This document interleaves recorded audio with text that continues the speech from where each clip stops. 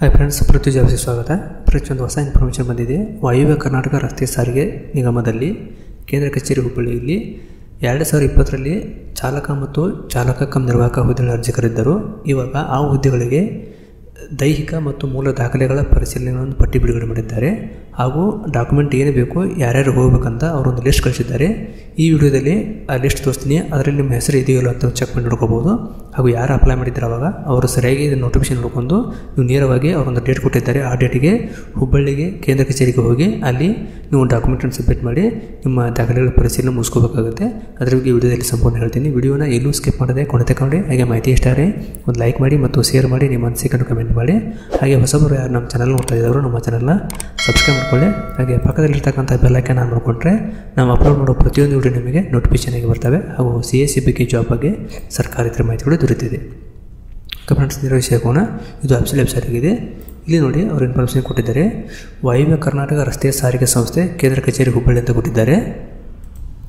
ಇಲ್ಲಿ ಜಾಹೀರಾತು ಕೊಟ್ಟಿದ್ದ ಸಂಖ್ಯೆ 2019 ಅನ್ವಯ ಚಾಲಕ ಮತ್ತು ಚಾಲಕ ಕಮ್ ನಿರ್ವಾಹಕ ಪರಿಶಿಷ್ಟ ಜಾತಿ ಹಿಂಬಾಗಿ ಹುದ್ದೆಗಳಿಗೆ ಅರ್ಜಿ ಸಲ್ಲಿಸಿದ ಅಭ್ಯರ್ಥಿಗಳ ಮೂಲ ದಾಖಲೆಗಳ ಮತ್ತು ದೈಹಿಕ ಅರ್ಹತೆ ಪರಿಶೀಲನೆಯನ್ನು ದಿನಾಂಕ 7/3/2024ರಂದು ಪ್ರಾದೇಶಿಕ ತರಬೇತಿ ಕೇಂದ್ರ ಗೋಕುಲ ರಸ್ತೆ ಹುಬ್ಬಳ್ಳಿಯಲ್ಲಿ ಆರಂಭಿಸಲಾಗಿದೆ ಕೊಟ್ಟಿದ್ದಾರೆ. ಹಾಗೆ ಇಲ್ಲಿ ಅಭ್ಯರ್ಥಿಗಳ ಮೂಲ ದಾಖಲೆ ಮತ್ತು ದೈಹಿಕ ಅರ್ಹತೆ ಪರಿಶೀಲನೆಗೆ ಹಾಜರಾಗಬೇಕಾದ ದಿನಾಂಕ, ಸಮಯ ಹಾಗೂ ಹಾಜರುಪಡಿಸಬೇಕಾದ ಮೂಲ ದಾಖಲೆಗಳ ವಿವರ ಕುರಿತು ವೆಬ್ಸೈಟಲ್ಲಿ ಕೊಟ್ಟಿದ್ದಾರೆ. ಇದನ್ನು ಹೋಗಿ ನೋಡ್ಕೋಬೋದು. ಅದನ್ನು ಹೇಳ್ತೀನಿ ಇವಾಗ ಏನಿದೆ ಅಂತ.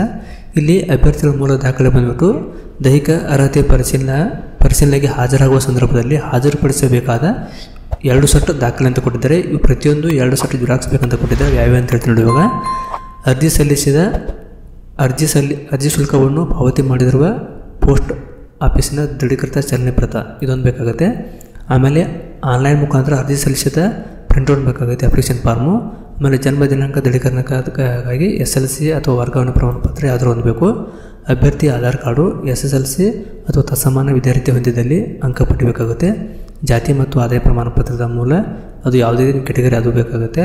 ಆಮೇಲೆ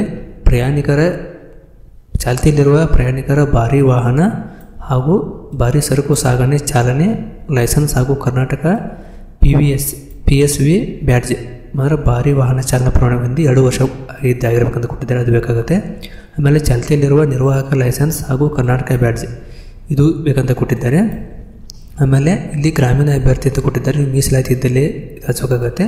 ಆಮೇಲೆ ಕನ್ನಡ ಮಾಧ್ಯಮ ಯೋಜನಾ ನಿರಸಿತ ಮಾಜಿ ಸೈನಿಕ ಸಾರಿಗೆ ಸಂಸ್ಥೆ ಇಲಾಖೆ ಅಭ್ಯರ್ಥಿ ಆಸಕ್ತ ಮಾಜಿ ಸೈನಿಕರ ಅವಲಂಬಿತರಿಗೆ ಕೊಟ್ಟಿದ್ದಾರೆ. ಇದು ಯಾವುದಿದೆ ಎಲ್ಲವನ್ನು ಇಲ್ಲಿ ಟೋಟಲಾಗಿ 14 ಡಾಕ್ಯುಮೆಂಟ್ ಕೊಟ್ಟಿದ್ದಾರೆ ಅವರು.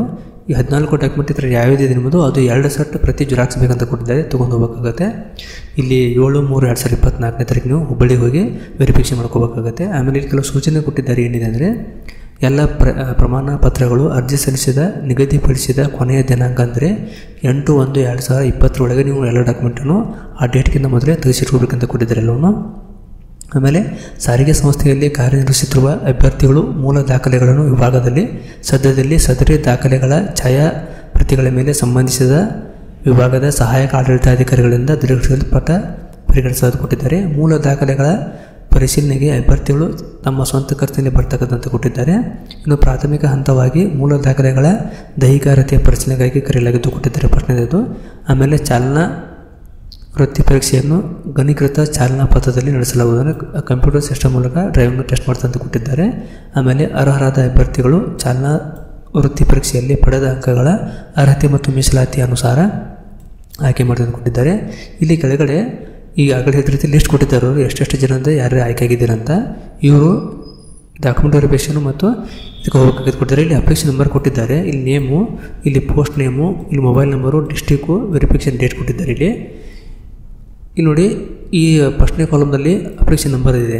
ನೀವು ಯಾವ ಅರ್ಜಿ ಹಾಕಿದ್ದೀರಾ ನಿಮ್ಮ ಪ್ರಿಂಟ್ಔಟ್ನಲ್ಲಿ ಇರ್ತದೆ ಅಪ್ಲಿಕೇಶನ್ ನಂಬರು. ಇದನ್ನು ಚೆಕ್ ಮಾಡಿ ನೋಡ್ಕೋಬೋದು. ಇಲ್ಲಿ ಹೆಸರು ಕೂಡ ಕೊಟ್ಟಿದ್ದಾರೆ, ಅಥವಾ ಹೆಸರು ಮುಖಾಂತರ ಕೂಡ ಚೆಕ್ ಮಾಡಿ ನೋಡ್ಕೋಬೋದು.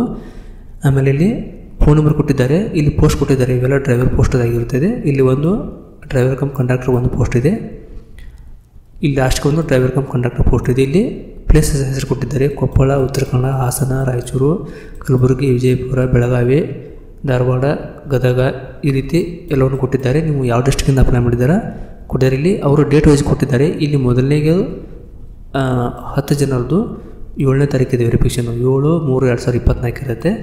ಆಮೇಲೆ ಸೆಕೆಂಡ್ ಬಂದ್ಬಿಟ್ಟು 9/3/2024 ಇದು ಸೆಕೆಂಡ್ ಬ್ಯಾಚ್ ಆಗಿರುತ್ತೆ. 11/3/2024 ಇದೊಂದು ಬ್ಯಾಚ್ ಆಗಿರುತ್ತೆ. ಆಮೇಲೆ 12/3/2024 ಇದೊಂದು. ಆಮೇಲೆ 13/3/2024 ಅಂದರೆ 7ರಿಂದ 13ನೇ ತಾರೀಕವರೆಗೆ ವೆರಿಫಿಕೇಷನ್ ಮಾಡ್ತಾ ಅಂತ ಕೊಟ್ಟಿದ್ದಾರೆ. ನೀವು ಇದರಲ್ಲಿ ನಿಮ್ಮ ಹೆಸರು ಎಲ್ಲಿದೆ ಏನು ಅಂತ ನೋಡ್ಕೊಂಡು ನೀವು ವೆರಿಫಿಕೇಷನ್ ಹೋಗೋಕ್ಕಾಗತ್ತೆ. ಈ PDF ಲಿಂಕನ್ನು ನಮ್ಮ ವಿಡಿಯೋ ಕೆಳಗಡೆ ಹಾಕಿರ್ತೀನಿ ಅಥವಾ ವಾಟ್ಸಪ್ ಟೆಲಿಗ್ರಾಮ್ ಗ್ರೂಪಲ್ಲಿ ಕೂಡ ಶೇರ್ ಮಾಡಿದ್ದೀನಿ. ತಾವು ಇಲ್ಲಿಂದ ನಿಮ್ಮ ಹೆಸರನ್ನು ಚೆಕ್ ಮಾಡ್ಕೊಂಡು ನೀವು ನೇರವಾಗಿ ತಾವು ಇದಕ್ಕೆ ವೆರಿಫಿಕೇಷನ್ ಮಾಡ್ಕೊಳ್ಳೋಕ್ಕೆ ಹೋಗ್ಬೋದಾಗಿದೆ. ಓಕೆ ಫ್ರೆಂಡ್ಸ್, ತಮಗೆ ಒಂದು ಮಾಹಿತಿ ಇಷ್ಟ ಆಗಿದೆ ಅನ್ಕೋತೀನಿ. ದಯವಿಟ್ಟು ಇಷ್ಟ ಆದರೆ ಒಂದು ಲೈಕ್ ಮಾಡಿ ಮತ್ತು ಶೇರ್ ಮಾಡಿ, ನಿಮ್ಮ ಮನಸ್ಸಿಗೆ ಕಮೆಂಟ್ ಮಾಡಿ. ವಿಡಿಯೋ ನೋಡೋದಕ್ಕಾಗಿ ತುಂಬ ಧನ್ಯವಾದಗಳು. Thanks for watching. Jai Hind, Jai Karnataka.